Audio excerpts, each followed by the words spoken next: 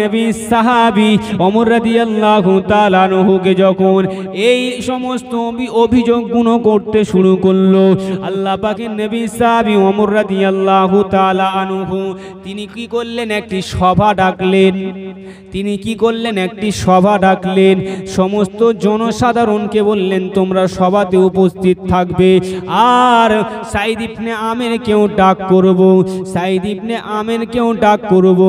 ও আমার ভাইয়ানেরা, আল্লাহ পাকের নবী সাহাবী হযরত ওমর রাদিয়াল্লাহু তাআলা আনহু সাইদ ইবনে ওমরকে ডাক করলেন। জনসাধারণও সেই সবার মধ্যে বসে আছেন, জনসাধারণও সেই সবার মধ্যে বসে আছেন। যখনই দেখতে পেলেন আল্লাহ পাকের নবী সাহাবী হযরত ওমর রাদিয়াল্লাহু তাআলা আনহু ওই আমির রাদিয়াল্লাহু তাআলা আনহুকে তার বাড়ির মধ্যে ডাকলেন, তার সবার মধ্যে ডাকলেন। আল্লাহ পাকের নবী সাহাবী হযরত ওমর রাদিয়াল্লাহু তাআলা আনহু আল্লাহ পাকের দরবারে দুটি হাত তুলে দোয়া করতে থাকেন, ও আল্লাহ পাক, আমি সাইদ ইবনে আমেরকে অনেক মোহাব্বত করি, ভালোবাসি। আল্লাহ পাক, আমি সাইদ ইবনে আমেরকে বিশ্বাস করে আমি হামাসের গভর্নর নিযুক্ত করেছি।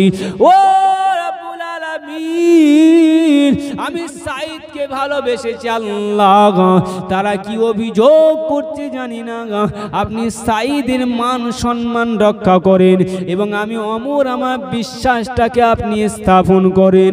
আল্লাহ পাকের নবী সাহাবী ওমর রাদিয়াল্লাহু তাআলা আনহু এই দোয়াটা যখন করতে শুরু করলেন, আল্লাহ পাকের নবী সাহাবী সাইদ ইবনে আমেরকে সবার মধ্যে ডাক দিলেন, সাইদ ইবনে আমেরকে সবার মধ্যে ডাক দিলেন। সাইদ ইবনে আমির আল্লাহ পাকের নবী আল্লাহ পাকের রাসূলের সাহাবীর দরবারে এলেন। আল্লাহ পাকের নবী সাহাবী ওমর রাদিয়াল্লাহু তাআলা আনহু বললেন, ও হামাসের গভর্নর, ও হামাসের গভর্নর, এ হামাসের গভর্নর, তুমি নাকি এমন তোমার বিরুদ্ধে এই অভিযোগগুলো করে? সাইদ ইবনে আমির বলেন, আমিরুল মুমিনিন, আমার অপরাধটা কি আমাকে একটু জানাও, আমার অপরাধটা কি আমাকে একটু বলো। ওই সময় আল্লাহ পাকের নবী সাহাবী হযরত ওমর রাদিয়াল্লাহু তাআলা আনহু বলল, ও সাধারণ মানুষেরা, যে অভিযোগ তোমরা আমাকে করেছিল সেটা তোমাদের গভর্নরের সম্মুখে তোমরা প্রশ্ন করো।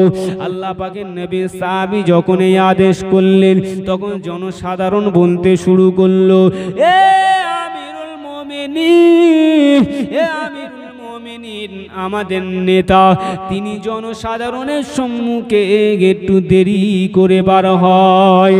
আল্লাহ পাকের নবী সাহাবী সাইদ ইবনে আমেরকে বললেন, এ সাইদ ইবনে আমের, ও যেটা বলছে সেটা ঠিক কিনা? আল্লাহ পাকের নবী সাহাবী সাইদ ইবনে আমের বললেন, এ কথাটার উত্তর দেওয়াতে আমি অনিচ্ছুক, তবে হ্যাঁ, এই সমস্ত মানুষের সন্দেহ কাটানোর জন্য আমাকে বলতে হয়, আমাকে বলতে হবে। কি আমি বলবো? ওই সময় সাইদ ইবনে আমের বললেন, এ খোলাফা রাশিদিন, ও ওমর, শুনে রেখে দাও, আমি একজন নেতা হতে পারি, আমি একজন নেতা হতে পারি, তবে ওমর, আমার বাড়িতে কোনো চাকর নাই, আমার বাড়িতে কোনো চাকরানি নাই। হে ওমর, আমার বাড়িতে কোনো দাসী নাই। আমার বাড়ির কাজের জন্য আমার স্ত্রীকে আমাকে নিজে কাজ করতে হয়। এ ওমর রে, আমি সকাল সকাল আমি যদি ওই খামির আটার রুটির খামিরটা যদি না করে দিয়ে আসি, আমার স্ত্রীর অনেক সময় লেগে যাবে, আমার স্ত্রীর কাজে অনেক সময় লেগে যাবে, আমার বাড়িতে কোনো চাকর নাই। ওমর, আমি এই জন্যই জনসাধারণের সম্মুখে বার হতে একটু দেরি হয়।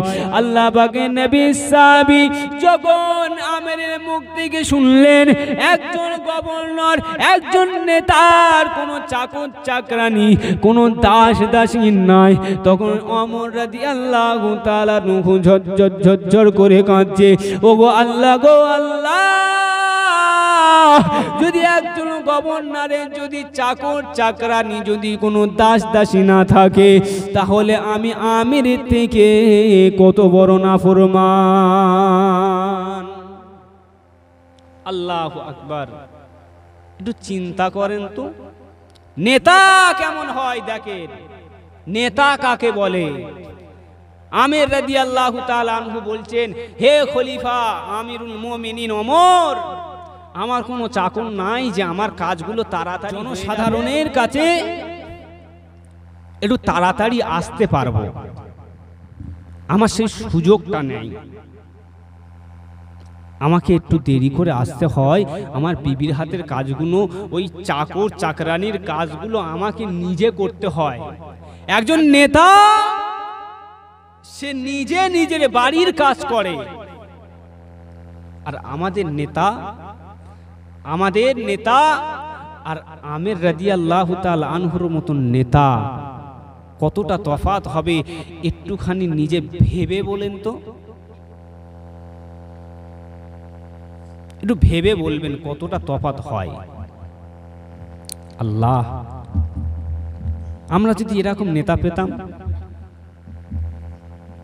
দেখেন তো তাদের অভিযোগ যে আমাদের নেতা আমাদের সম্মুখে একটু দেরি করে আসে, আর আমাদের নেতা তো ভোট হয়ে যাওয়ার পরে আর দেখা পায় না, দেখা যায় না যে সাধারণ মানুষের কি হাল কি অবস্থা, কোনো দেখা মেলে না, কোনো দেখা নেই। আর আমিরের একটু দেরি করে বার হয় তাই অভিযোগ। আল্লাহ, জনসাধারণকে ওমর বলছেন, ও সাধারণ মানুষেরা আর কি অভিযোগ আমার সামনে, আমিরের সামনে একটু বলো, একটু বলো। মুসলমান ঘরের ছেলেরা, আল্লাহ পাকের নবী সাহাবী, আল্লাহ পাকের রাসূলের সাহাবী হযরত ওমর রাদিয়াল্লাহু তাআলা আনহু বললেন, ও হামাসবাসীরা, তোমরা জানাও এখন এই মুহূর্তে বলো তোমাদের কি অভিযোগ রয়েছে, তোমাদের নেতার বিরুদ্ধে কি অভিযোগ রয়েছে। ওই সময় হামাসবাসীরা এই কথাটা বলতে শুরু করলো, এ খলিফা, এ ওমর রাদিয়াল্লাহু তাআলা আনহু, আমাদের নেতা আমির রাতে যদি ডাক দেওয়া হয়, আমিরকে ডাকে সাড়া দিতে দেওয়া হয় না, আমির রাত্রিরে জেগে ওঠে না, আমির আমাদের ডাকে সাড়া দেয় না। ইয়া রাসূলুল্লাহ, এমন নেতা নিযুক্ত আপনি আমাদেরকে করে দিয়েছেন যেই নেতাটা আমাদের ডাকে সাড়া দেয় না। কি বললেন? যে আমরা নেতাকে যদি সুবিধা অসুবিধায় যদি আমরা নেতাকে ডাকি রাত্রিরে, আমাদের নেতা রাত্রিরে সাড়া দেয় না। ওমর রাদিয়াল্লাহু তাআলা আনহু বলেন যে, ও আমিরুল মুমিনিন, হে সাইদ ইবনে আমির, বলো তো যে তোমাকে রাতে ডেকে কেন সাড়া পাওয়া যায় না? তুমি রাতে কেন সাড়া দাও না? কিসের জন্য কেন সাড়া দাও না?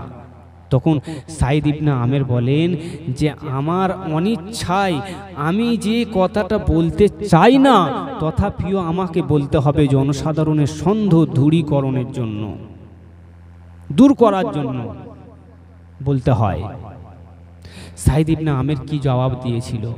কি জবাব? ও আমার ভাইয়ানেরা, নওজোয়ানেরা, তরুণেরা, মুরব্বিয়ান বাপেরা, পর্দার আলে মায়েরা, শুনে রেখে দাও, আল্লাহ পাকের নবী সাহাবী হযরত আমির রাদিয়াল্লাহু তাআলা আনহু কি উত্তরখানা দিয়েছিল, এ হামাসবাসীরা, আমাকে রাতে ডাকলে কেন সাড়া পাও না? আমাকে রাতে ডাকলে কেন সাড়া পাও না? আমি রাত ও দিনটাকে ভাগ করে নিয়েছি। দিনের বেলায় জনসাধারণকে আমি পরিষেবা দেব, দিনের বেলায় জনসাধারণকে আমি পরিষেবা দেব, আর রাতের বেলায় আমার প্রভুর ইবাদত আমি করি।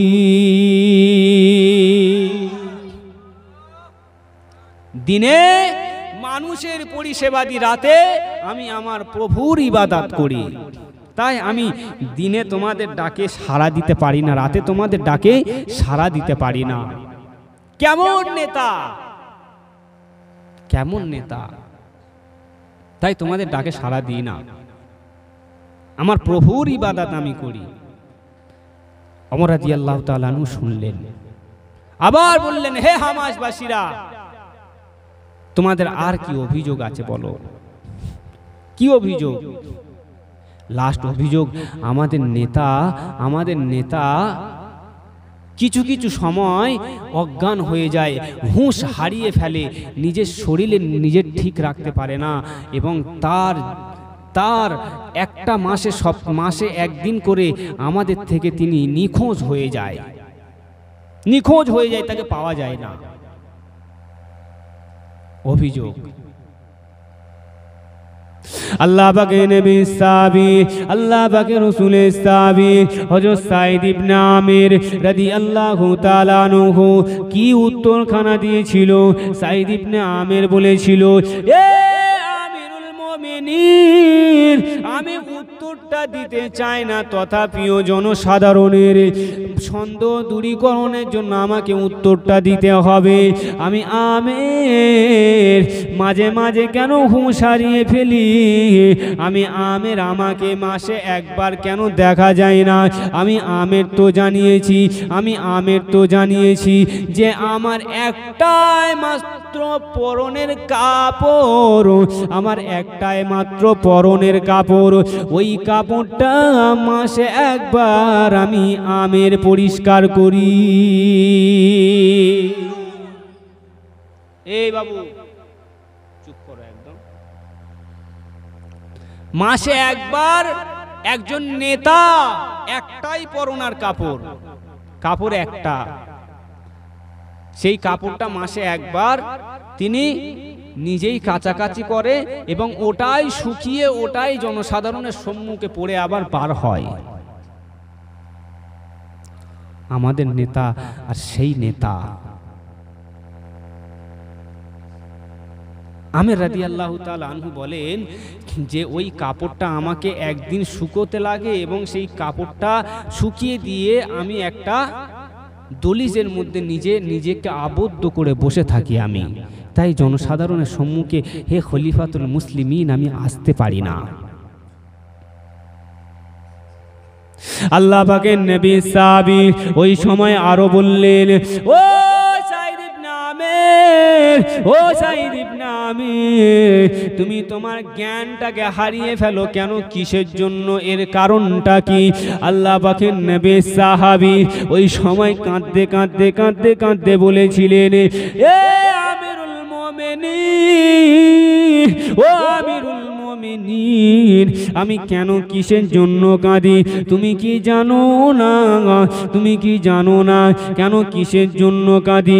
ও আমিরুল মুমিনিন, আমি ওই জন্যই জ্ঞানটাকে হারিয়ে ফেলি, যে কারণটা হলো, ওই কারণটায় আমি যে ওই প্রথমে খোবায়েব রাদিয়াল্লাহু তাআলা আনহুর হত্যা খেলা, খোবায়েব রাদিয়াল্লাহু তাআলা আনহুর হত্যা আমি যে নিজের চোখে দেখেছিলাম, আমি খোবায়েবের হত্যা দেখেছিলাম।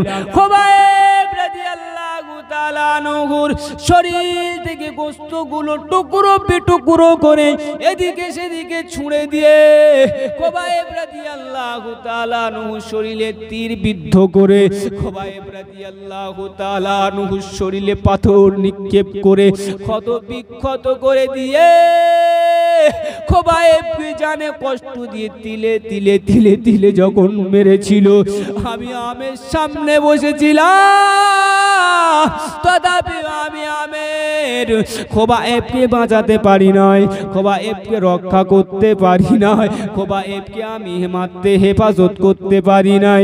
এ সাহাবী রে ওমর, ওই জন্যই আমার ওই দিনের কথাটা আমি আমের ভুলতে পারি নাই, ওই দিনের কথাটা আমি আমের ভুলতে পারি না, ওই দিনের কথাটা আমার স্মরণ থেকে যায় না। আমি যখনই খোবাইবের কথাটা আমি আমের আমার যখন মনে পড়ে জাগে, আমি আমের জ্ঞান হারিয়ে ফেলি। আল্লাহু আকবার। আমি আমের এই জন্যই জ্ঞান হারিয়ে ফেলি যে প্রথমেই যে খোবাইবের হত্যা আমি নিজের চোখে দেখেছিলাম, অথচ আমি খোবাইবকে মারা থেকে রক্ষা করতে পারিনি, হেফাজত করতে পারিনি, বাঁচাতে পারিনি। তাই আমার নিজের মনের কষ্টে আমি এতটাই কাঁদি, নিজের জ্ঞান আমি হারিয়ে ফেলি। আমার কষ্ট লাগে। এই অভিযোগ খোবাইব এই অভিযোগ করলেন আমের ইবনে আব্দুল্লাহর বিরুদ্ধে, সাইদ ইবনে আমেরের বিরুদ্ধে এই অভিযোগগুলো করলো হামাসবাসী। যখন এই অভিযোগগুলো শুনে সাইদ ইবনে আমেরের উত্তরগুলো শুনলেন, হযরত ওমর রাদিয়াল্লাহু তাআলা আনহু বললেন আলহামদুলিল্লাহ। আল্লাহ পাকের শুকরিয়া আদায় করলেন যে সাইদকে আমি এতটাই বিশ্বাস করেছিলাম, প্রাণ প্রিয় সাহাবী ভেবে বিশ্বাস করেছিলাম, আমার বিশ্বাসকে তিনি রক্ষা করেছেন। সাহাবী এতটাই গরিব থাকা অবস্থায় তথাপিও আল্লাহ পাকের নবী সাহাবী নিজের প্রজাদেরকে কষ্ট দেননি, নিজের জনসাধারণ মানুষদেরকে কষ্ট দেননি। তিনিই ছিলেন নেতা, তিনিই হলেন নেতা।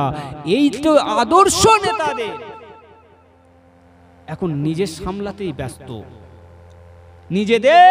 সামলাতেই ব্যস্ত নেতা। যখন আল্লাহ পাকের নবী সাহাবী যখন এই উত্তরগুলো শুনলেন, ওমর রাদিয়াল্লাহু তাআলা আনহু তিনি কি করলেন, একটি পোঁটলাই করে আবার তার নিজের সাংসারিক জীবনে সংসারটাকে সঠিক করে কিনে নিয়ে, অর্থাৎ তার যেগুলো কিনতে বাকি, যেগুলো সংসারে লাগবে সেগুলো কিনে নিতে বললেন ওমর রাদিয়াল্লাহু তাআলা আনহু। হে সাইদ ইবনে আমের, এগুলো তুমি কিনে নিও, এগুলো তুমি কাছে রেখো। আল্লাহ পাকের নবী সাহাবী যখন ওই দানটা যখন সাইদ ইবনে আমেরের হাতে দিলেন, সাইদ ইবনে আমের নিলেন, নিয়ে বাড়িতে এসে বললেন, হে আমার বিবি, এই যে দানটা নিলাম এটা নিজেরা গ্রহণ করা শুদ্ধি হবে, নিজেরা গ্রহণ করা কল্যাণ হবে, নাকি আমাদের থেকে যারা গরিব তাদেরকে বিলিয়ে দেওয়াটাই উত্তম হবে? স্ত্রী উত্তর দিলেন যে আমাদের যেগুলো কেনার প্রয়োজনীয় সেগুলো কিনে নাও, আর যা থাকবে সেগুলোকে বিলিয়ে দাও। সাইদ ইবনে আমের বললেন, না, আমাদের যা আছে যথেষ্ট, আমাদের থেকেও তো আরো গরিব আছে, তাদেরকে বিলিয়ে দাও। আল্লাহু আকবার। কেমন নেতা, যার উনুনে দিনকে দিন আগুন জ্বলতো না, তিনি হলেন নেতা। যার উনুনে দিনকে দিন ভাতের হাঁড়ি উঠতো না, গোশের হাঁড়ি উঠতো না, কেমন নেতা। মুসলমান ঘরের ছেলেরা, নবী পাকের দিওয়ানারা, আল্লাহ পাকের নবী সাহাবী হযরত আমের রাদিয়াল্লাহু তাআলা আনহু যখন খোলাফায়ে রাশিদিন ওমর রাদিয়াল্লাহু তাআলা আনহুর ওই দানটা হাতে পেলেন এবং বিবির সাথে আলোচনা করলেন। বিবিকে বললেন, আমার বিবি রে, শুনে রেখে দাও, জেনে রেখে দাও, আমি তোমাকে জানিয়ে দিলাম, এই ঋণটা যদি আমরা দুনিয়া জমিনে বিলিয়ে দিই, দুনিয়া জমিনে মানবদের হাতে তুলে দিই, আমার আল্লাহ বলে, আমার স্ত্রী রে, দুনিয়া জমিনের ঋণ দেওয়ার পরিবর্তে আমার আল্লাহ বলেন ওই ঋণটা আমি আল্লাহ আমাকে ঋণ দেয়। ও আকরাদতুমুল্লাহু করদান হাসানা, আমার বান্দারা, আমি আল্লাহ পাক আমাকে তোমরা ঋণ প্রদান করো, আমি আল্লাহ আমাকে তোমরা উত্তম ঋণ দাও, অর্থাৎ আমি আল্লাহ আমাকে তোমরা ধার দাও। বলেন তো বাবাজি, আমার আল্লাহকে কি কিছু ধার দেওয়া যায়? আমার আল্লাহকে কিছু দিতে পারবো আমরা? হ্যাঁ, কিছু পারবো দিতে? তিনি তো আসমান জমিন সৃষ্টিকর্তা, তাকে আবার কি দেব? আমাদের কি আছে? তিনি তো আমাদেরকে সবকিছু দিয়েছেন। আমাদেরকে এতিম অনাথ গরিব করেননি। একটু দেখেন তো, ভাবেন তো, এই দুটো চোখের দাম কত হবে বলেন তো? আচ্ছা, এই চোখ দুটো যদি কানা হয়ে যায়, এই চোখ দুটো যদি আমি নতুন করে লাগাতে চাই, এই চোখ কিনে পাবো আমি? যদিও পাই, চোখটার দাম কত হবে বলেন তো? একটা কিডনি যদি খারাপ হয়ে যায়, একটা কিডনি যদি কিনতে চাই, ওই কিডনিটার দাম কত হবে বলেন তো? আহা, কত কোটি কোটি টাকার জিনিস আল্লাহ আমাদেরকে দান করলেন, আর তাকে আমরা কি দেব? আল্লাহ বলছে আমাকে তোমরা দান করো। কি দান করব আল্লাহকে? কি দান করব আল্লাহকে আমরা? ও আমার ভাইয়ানেরা, আমার আল্লাহ পাক বলেন, আমার বান্দারে, আমাকে তোমরা ঋণ দান করো, আমাকে তোমরা ঋণ প্রদান করো। হযরত সাঈদ ইবনে আমির বলেন, ও আমার বিবি, তুমি আল্লাহকে ঋণ দান করো, আল্লাহকে ঋণ প্রদান করো। এই ঋণের পরিবর্তে করদন হাসানা ঋণের পরিবর্তে আমার আল্লাহ পাক তোমাকে মাহশারের ময়দানে ঋণ পরিশোধ করে দেবে। ঋণ পরিশোধ করে দেবে হাসানা ঋণের পরিবর্তে। হাসানা ঋণ যে আছে, ওই ঋণের পরিবর্তে আল্লাহ পাক কি করবেন? পরিশোধ করবেন। দুনিয়া জমিনে যদি দান করতে পারো, আমার আল্লাহ পাক বলেন ওই ঋণ তোমাকে পরিশোধ আল্লাহ পাক করবেন। দুনিয়া জমিনে যদি তুমি নামাজ পড়তে পারো, ওই ঋণ আল্লাহ পাক তোমাকে পরিশোধ করবেন। ও আমার ভাইয়ানেরা, আল্লাহকে দোয়ার মতন আমাদের কিছু নাই, আমার আল্লাহকে দেওয়ার মতন আমাদের কিছু নাই। আমার আল্লাহ পাক আমাদের কাছ থেকে সম্পদ চাইনি, আমার আল্লাহ পাক আমাদের কাছ থেকে 1 বিঘা জমি চাইনি, আমার আল্লাহ পাক আমাদের কাছ থেকে ভালো মন্দ খাবার চাইনি। ও বান্দারে, আমি আল্লাহ পাক তোমাদের কাছ থেকে কিছু চাইনি। আমি আল্লাহ পাক শুধু তোমাদের কাছ থেকে চেয়েছি উত্তম ঋণ, অর্থাৎ আমি আল্লাহ চেয়েছি আমি তোমাদের কাছ থেকে ইবাদত উপাসনা। এ বান্দারে, আমি আল্লাহ পাক আমার ইবাদত করো। আমি আল্লাহ তোমাদেরকে সৃষ্টি করেছি আমার ইবাদতের জন্য, আমি আল্লাহ তোমাদেরকে সৃষ্টি করেছি আমার উপাসনার জন্য। ও আমার বান্দারা, তোমরা জানো কি না জানো? বলো তো বান্দা, তোমাদের পূর্বে আমি আল্লাহ কাকে সৃষ্টি করেছিলাম? কাকে? আমাদের তো তিনি আদি পিতা আদি মা। আমাদের পূর্বে জিন জাতি সৃষ্টি হয়েছিল। বাবাজি, জিন জাতিকে আমার আল্লাহ পাক এই পৃথিবীর জমিন থেকে বিলুপ্ত করে দিয়েছে না দেয়নি? দিয়েছেন। আচ্ছা, তাদেরকে বিলুপ্ত করে তাদের পরিবর্তে আমাদেরকে কেন আনলেন? কেন আনলেন? আমরা এমন কি মহাপুরুষ যে তাদের পরিবর্তে আমাদেরকে আনতে হবে?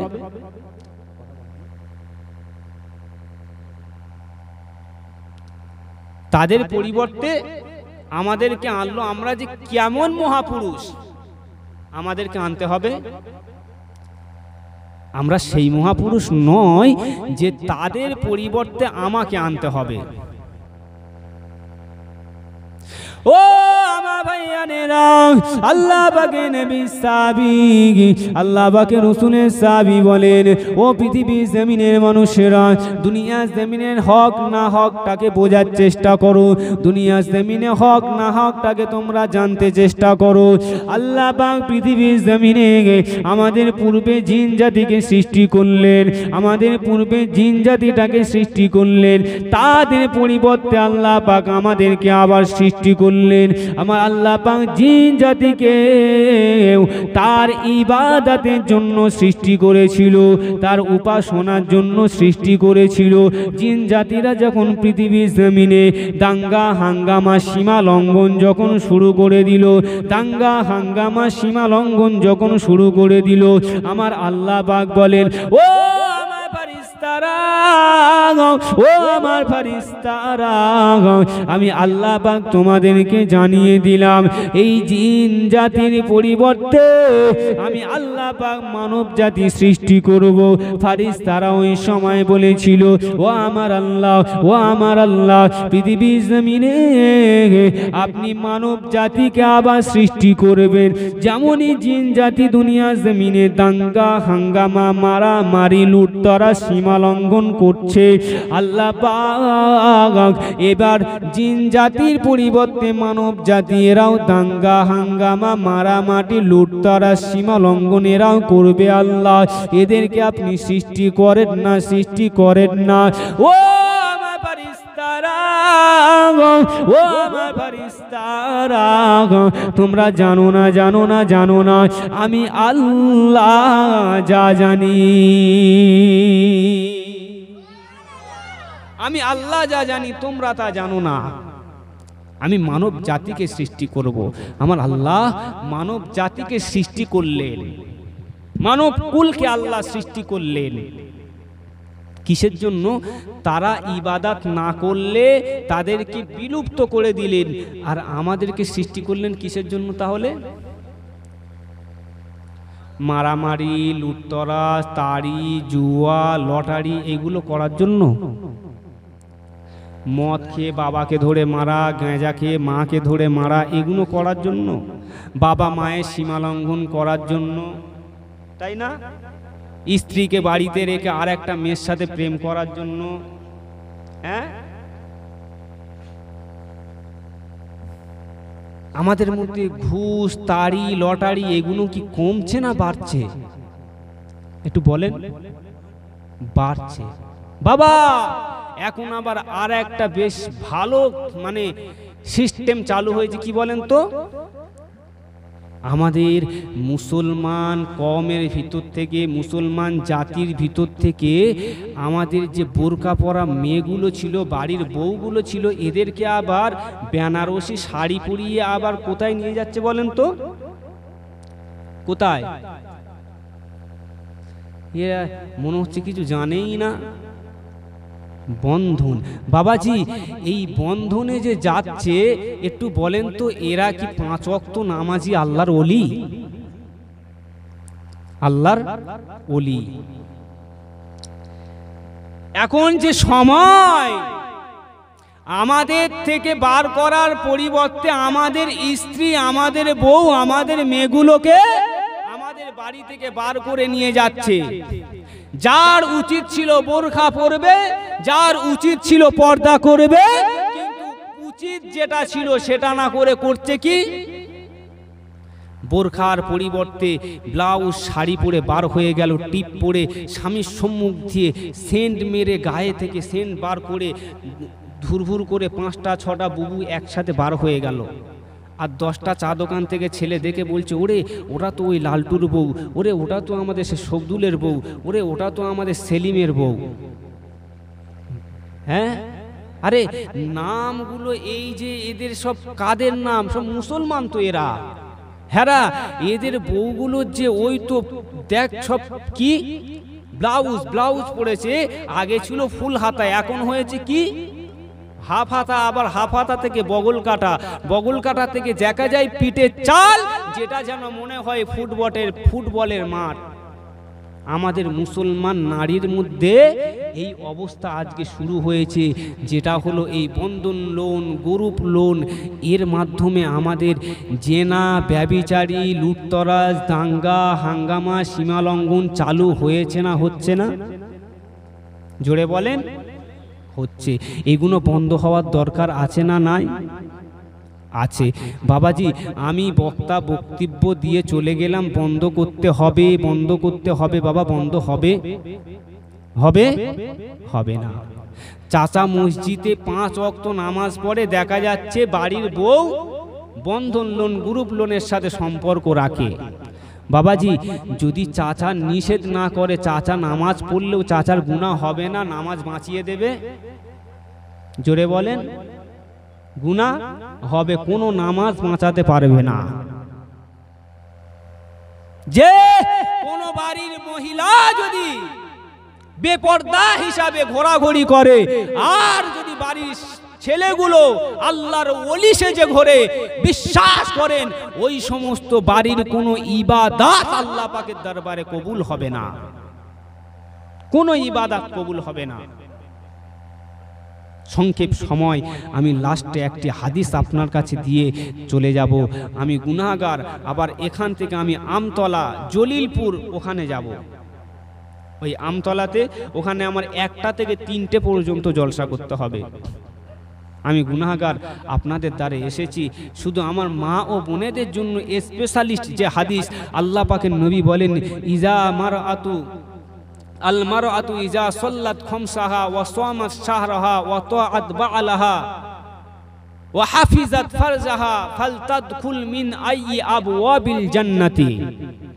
যদি কোনো মহিলার মধ্যে এই 4টি গুণ থাকে তাহলে ওই মহিলাকে আল্লাহ পাকের নবী বলেন ফালতাদখুল মিন আইয়ি আবওয়াবিল জান্নাতি, জান্নাতের যেই দরজা থেকে তার ইচ্ছা প্রবেশ করার ওই মহিলা সেই দরজা দিয়ে প্রবেশ করতে পারবে। বলেন না সুবহানাল্লাহ।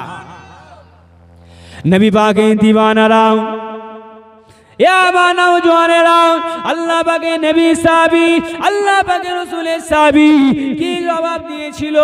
আল্লাহ পাকের নবী বললেন, ও আমার সাহাবীরা শুনে রেখে দাও, আমি রাসূলুল্লাহ তোমাদের কাছে একটি এমন হাদিস বর্ণনা করে দিয়ে যাই যে হাদিসটা হলো আমি রাসূলুল্লাহ তোমাদের কাছে ইতিপূর্বে কোনোদিন বর্ণনা করিনি, ইতিপূর্বে আমি কোনোদিন তোমাদেরকে শোনাইনি।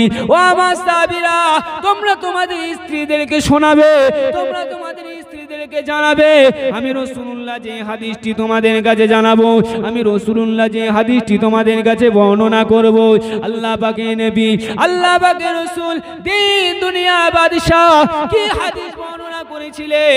আল্লাহ পাকের নবী বললেন, ও আমার সাহাবীরা শুনে রেখে দাও, আল মারওয়াতু ইযা সাল্লাত খামসাহা, যদি কোনো মহিলা 5 ওয়াক্ত নামাজ পড়ে, যদি কোনো মহিলা 5 ওয়াক্ত নামাজ আদায় করে, আমি রাসূলুল্লাহ জানিয়ে দিলাম, আমি হাবিবুল্লাহ জানিয়ে দিলাম, ওই মহিলাটা আল্লাহ পাকের যেই দরওয়াজা, যেই জান্নাতে প্রবেশ করতে চায় ওই জান্নাতে ওই মহিলা প্রবেশ করতে পাবে।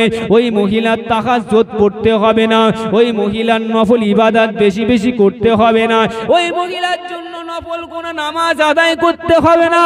তবে হ্যাঁ, আমি রাসূলুল্লাহ জানিয়ে দিলাম, যদি কোনো মহিলা 5 ওয়াক্ত নামাজ, ফরজ নামাজ আদায় করে, আমি রাসূলুল্লাহ ওই মহিলার জন্য গ্যারান্টি দিলাম, আমি রাসূলুল্লাহ ওই মহিলার জন্য গ্যারান্টি দিলাম, আল্লাহ পাকের জান্নাতে প্রবেশ করতে কোনো বাধা থাকবে না। ও আমার সাহাবীরা শুনে কি দাও, ইজা সাল্লাত খামসাহা, ইজা সাল্লাত খামসাহা ওয়া সামাত শাহরাহা, হ্যাঁ ফরজ রোজা তোমাদের পালন করতে হবে। বছরে একবার যে ফরজ রোজাটা হয় ওই রোজাটা তোমাদের পালন করতে হবে। যদি তোমরা ওই রোজা পালন করতে পারো, আমি রাসূলুল্লাহ তোমাদেরকে জানিয়ে দিলাম, তোমাদের নফল রোজা বেশি পালন করতে হবে না, কোনো নফল রোজা বেশি বেশি আদায় করতে হবে না। যদি তোমরা ফরজ রোজা যদি পালন করতে পারো, আমি রাসূলুল্লাহ জানিয়ে দিলাম, আমি হাবিবুল্লাহ দায়িত্ব নিয়ে তোমাদেরকে জানিয়ে দিলাম, ওই মহিলাগুলো আল্লাহ পাকের জান্নাতে যে কোনো দরওয়াজা দিয়ে প্রবেশ করতে পারবে। আমি রাসূলুল্লাহ তোমাদেরকে ঘোষণা দিলাম, ও আমার সাহাবীরা, ও আমার সাহাবীরা, তোমরা তোমাদের স্ত্রীদেরকে গিয়ে জানিয়ে দিবে, তোমরা তোমাদের স্ত্রীদেরকে গিয়ে জানিয়ে দেবে। আমি রাসূলুল্লাহ বলে দিলাম, আমি রাসূলুল্লাহ তোমাদেরকে ঘোষণা দিলাম, কোন মহিলা যদি তার স্বামীর আদেশকে অমান্য না করে, আদেশকে যদি প্রাধান্য দেয়, আদেশগুলোকে যদি সে মেনে নেয়, আদেশগুলোকে যদি সে পালন করে, আমি রাসূলুল্লাহ জানিয়ে দিলাম ওই মহিলার জন্য সুখবর। আমি রাসূলুল্লাহ জানিয়ে দিলাম, ও হাফিজাত ফারজাহা, যদি কোনো মহিলা তার লজ্জাস্থানটাকে, তার লজ্জার স্থানটাকে হেফাজত করে, যেই স্থানটা মানুষকে কখনো দেখায় না, যেই স্থানটা মানুষকে কখনো দেখানো যায় না, ওই স্থানটাকে যদি কোনো মহিলা হেফাজতে রাখতে পারে, জেনা ব্যভিচারী থেকে যদি বাঁচাতে পারে, আমি রাসূলুল্লাহ জানিয়ে দিলাম ওই মহিলাটা আল্লাহ পাকের জান্নাতে প্রবেশ করবে। আর একটু জোরে বলেন না সুবহানাল্লাহ, নারে তাকবীর। ওই মহিলাটা জান্নাতে প্রবেশ করার কোনো বাধা থাকবে না। হ্যাঁ, যদি এই 4টে গুণ তার মধ্যে থাকে। কি গুণ বললাম? 1 নম্বর, 5 ওয়াক্ত নামাজ, বেশি নফল নামাজ পড়তে হবে না, 5 ওয়াক্ত নামাজ, 4টে, বেশি নয় 4টে। আর দ্বিতীয়টা কি? রোজা, বেশি নফল রোজাও করতে হবে না, ফরজ রোজাটা শুধু আদায় করবে। 3 নম্বর, তার স্বামীর আদেশ পালন করবে, নিষেধগুলো সে স্বামীর নিষেধগুলো মেনে নেবে। 4 নম্বর, নিজের লজ্জাস্থানটাকে হেফাজত করবে। ব্যাস, এই 4টে কাজ করবে। আল্লাহ পাকের নবী বলেন, ফালতাদখুল মিন আইয়ি আবওয়াবিল জান্নাতি, ওই মহিলাটা আল্লাহ পাকের জান্নাতের যেই জান্নাতের দরওয়াজা পছন্দ হবে, ওই দরওয়াজা থেকেই আল্লাহ পাকের জান্নাতে প্রবেশ করতে পারবে। আর একবার বলেন না সুবহানাল্লাহ। ভাই আমার, বাবাজিরা, অনেক সময় হয়েছে, আমি গুনাহগার বিদায় নেব।